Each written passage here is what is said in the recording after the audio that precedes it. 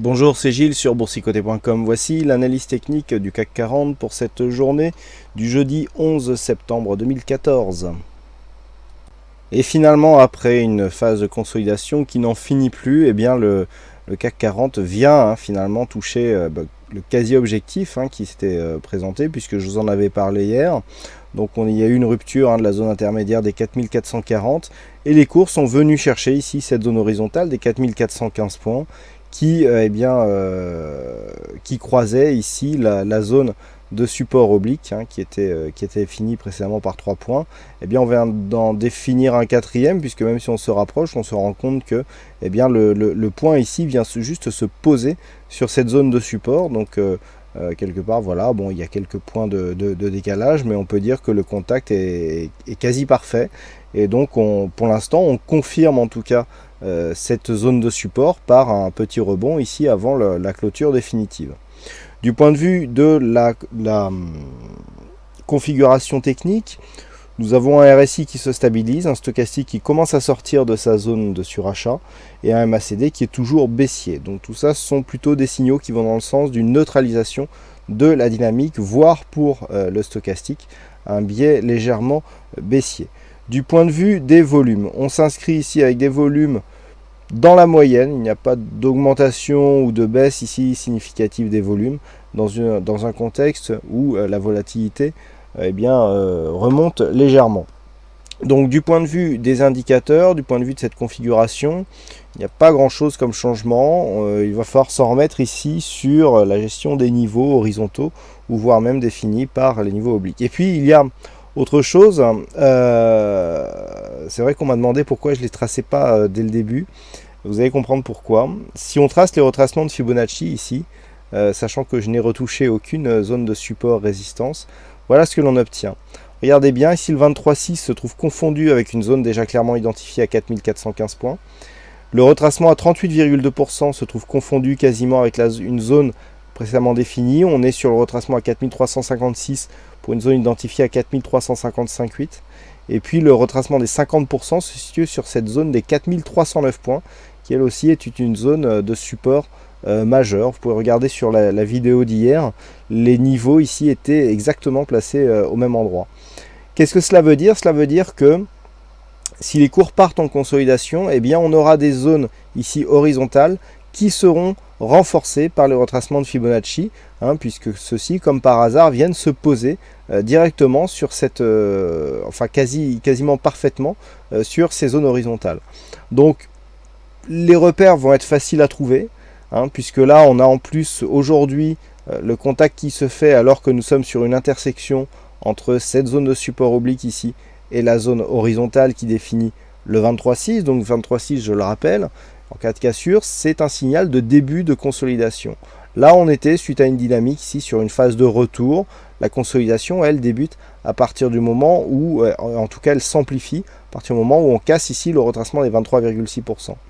Dans le cas d'une cassure des 23,6%, d'après la loi des retracements de Fibonacci, on va chercher le retracement à 38,2. C'est en tout cas l'objectif. L'objectif se situe sur une zone horizontale. Donc, le fait que cette cassure pourrait être renforcée par la rupture ici de cette zone oblique, qui est maintenant désormais définie par 4 points, eh bien, validera ce scénario si toutefois il devait arriver.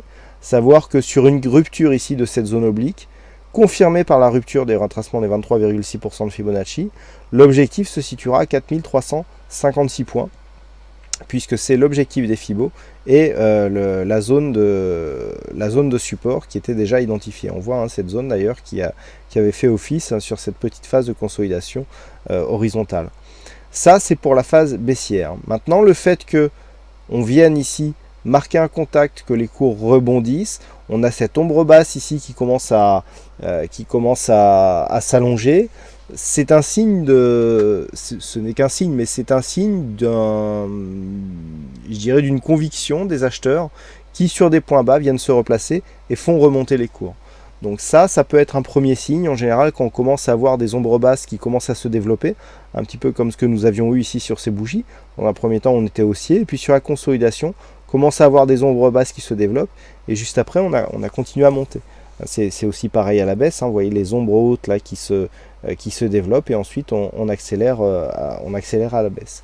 Bon, c'est pas un cas général, mais ça fonctionne assez souvent.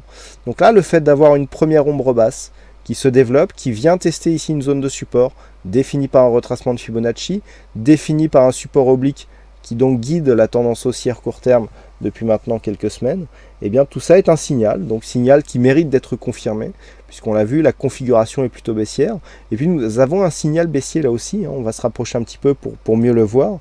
Nous avons ici un petit avalement baissier de cette bougie par rapport à la précédente, puisque le corps de la bougie du jour englobe totalement le corps de la bougie précédente.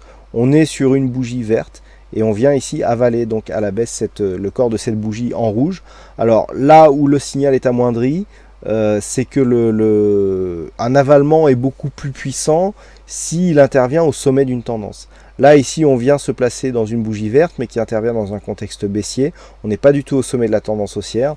Donc bon, il y a un avalement, c'est un petit signal baissier mais qui n'est pas très puissant. La puissance sera vraiment développée si nous avions une cassure ici de ces zones, donc telles que je viens de vous les définir, à savoir la zone de support oblique qui demain se situera aux alentours des 4425 points, la zone ici des 4415 points, zone horizontale qui est déjà identifiée depuis maintenant quelques temps, et donc dans le cas d'une rupture de ces deux zones, eh bien l'objectif se situe à 4356 points. Naturellement, tant que ces zones tiennent, et à condition ici que la zone des 4460 points soit recassé à la hausse, je dirais même 4470, parce qu'on est venu attaquer ici cette zone aujourd'hui, même si on a baissé après, et bien l'objectif deviendra ici cette zone 4496, 4500 points. Il y a quand même, vous voyez, c'est très partagé et c'est confirmé par les statistiques. On était ici sur une phase où d'après la loi de Dodo, on était baissier sans aucun problème, puisque les points hauts et points bas de chaque bougie est inférieur à la bougie précédente. Et là aujourd'hui on vient marquer une mini rupture sur cette suite, puisque on vient intégrer ici des points hauts supérieurs à la bougie précédente. Donc attention, là il y a un peu des signaux dans les deux sens. On a des signaux baissiers, l'avalement, les indicateurs, on a des signaux haussiers, cette ombre basse, le fait que l'on casse ici le plus haut de la veille, montre que on peut avoir un retour des acheteurs sur le marché qui vont donc provoquer une hausse avec l'objectif tel que je viens de vous l'indiquer. Voilà ce que l'on peut dire donc sur cette analyse technique du CAC 40. Alors du point de vue du fixing, c'est ça qui gagne sur cette session aujourd'hui, donc bravo à toi ça. Et puis concernant les statistiques, c'est comme je vous le disais, c'est très partagé. On est entre 50 et 51%, donc autant dire que c'est vraiment, ça sera vraiment partagé. A priori, peu de potentiel dans un sens ou dans l'autre. Je ferai des statistiques plus poussées, donc qui seront diffusées dans la nuit, mais ça semble relativement équilibré, en tout cas suite à cette séance. Voilà donc ce que l'on peut dire sur cette analyse technique du CAC 40. Il ne me reste plus qu'à vous souhaiter à toutes et à tous une bonne soirée, bonne chance dans vos prochains trades, et on se retrouve dès demain pour d'autres analyses techniques en vidéo. Bonsoir à tous.